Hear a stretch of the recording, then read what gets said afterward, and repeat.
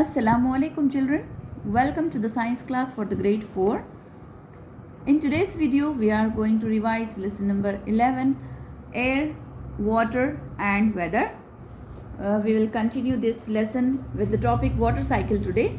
In the previous videos we have studied about air and weather, the properties of air, the terms land breeze and sea breeze, and in the topic water we have seen evaporation, the factors affecting on evaporation and condensation we have studied.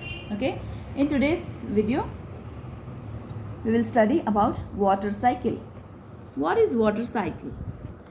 As we have studied about evaporation and condensation, the term evaporation means changing water into gaseous form in the water vapors. That is, this process is called evaporation. On heating, when water changes into water vapors, this process is called evaporation. And when these water vapors go higher in the sky and when they cools down and they turn into water drops, this process is called condensation. Okay, so these two processes are very important in the water cycle.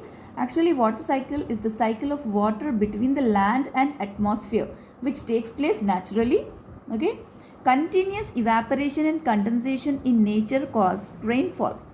How do we get rainfall? Because of these two processes, evaporation and condensation. Continuous process of evaporation and condensation.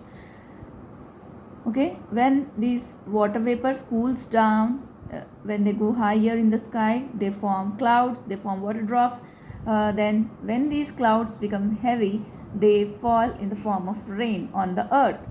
So the process of evaporation from the land, from the water bodies, water is evaporating and it is cooling down through the condensation and falling again in the form of rainfall. So this cycle, evaporation of water, condensation and precipitation coming back to the earth in the form of rainfall. So this process of water, this cycle of water between land and atmosphere is called water cycle. The sun's heat evaporates water from the ponds, lakes, streams, rivers, seas and oceans. The water vapor present in air is light and rises up into the air. Water vapors are light and rises up. As hot air rises up, in the same way water vapors, they rises up in the air. As water vapors rises, it cools down and condenses into tiny drops of water. These droplets cling on to one another and form clouds. When clouds become big and heavy, they cannot hold the drops of water anymore. So these drops fall down as rain. The rainwater recharges ponds and rivers that flow into seas and oceans. This continuous movement of water between Earth's surface and atmosphere is called water cycle. Okay, what is water cycle? The continuous process, the continuous movement of water between Earth's surface and the atmosphere is called water cycle. Did you understand, children? The process of evaporation and the process of condensation, then precipitation. Evaporation is taking place because of the heat of the sun. Then when water in the rivers or lakes, when it heats up, it changes into water vapors. Water vapors rises up, then they condenses to form water drops in the clouds. When these clouds become heavy, then it fall on the earth in the form of rainfall. Okay, so when the earth gets rainfall again, then the land water will be recharged. Okay, because of evaporation there is there is loss of water from the earth. Then because of rain, again these rivers are recharging. Okay, if this process go on continuously, then there will be no shortage of water on the earth. If evaporation is more and rainfall is less, then there will be shortage of water on the earth. In the groundwater there will be shortage of water, and the rivers, lakes, everywhere water shortage will be there. If this evaporation, condensation and rainfall, this process is not proper. Okay, so this process should be continuous in the atmosphere then only there will be sufficient water on the earth. So water cycle is very important on earth. This is natural process, but it is very important to get recharge the sources of water. Okay. Now I hope you understood well what is water cycle. Now we will see purification of water. See children, whatever the water sources we have on the earth, like lake, ponds, rivers, oceans, or any other source of water, all the sources of water, this water is not fit for drinking. It is not directly fit for drinking. It needs purification because many impurities can be there in this water when it comes in the form of rainfall. So many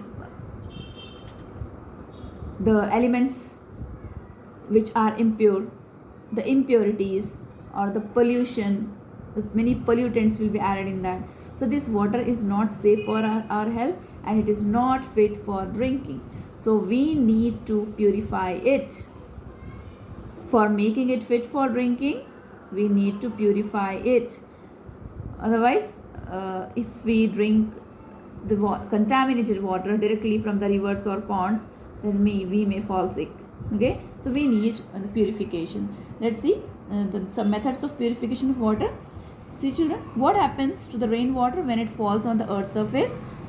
When we get rainfall, when we get rain, where does this water go?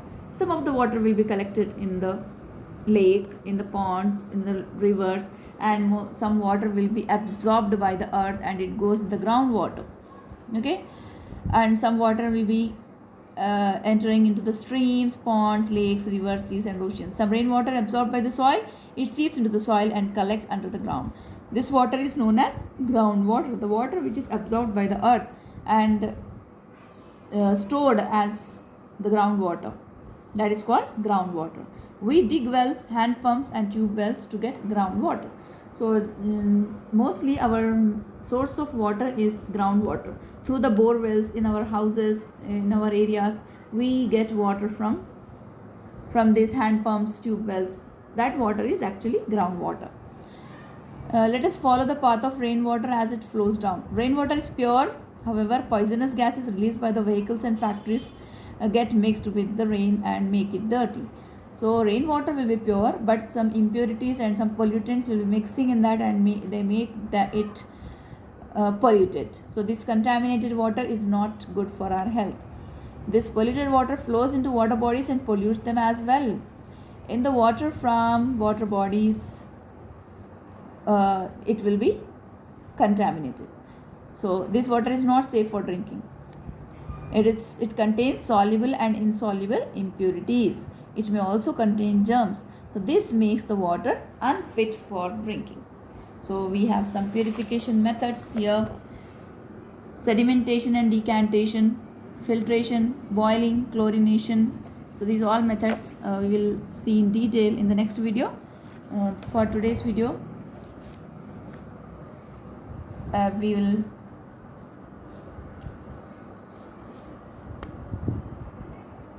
that's it for today's video. Allah Hafiz.